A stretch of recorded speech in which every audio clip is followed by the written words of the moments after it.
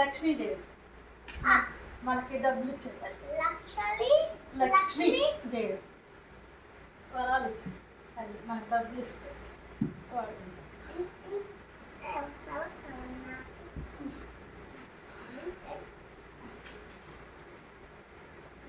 ఏం చేసా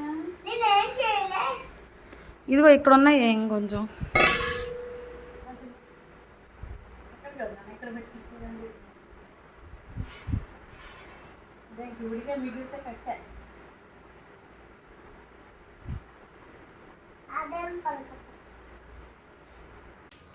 అను ఓం నమ శివాయ అను.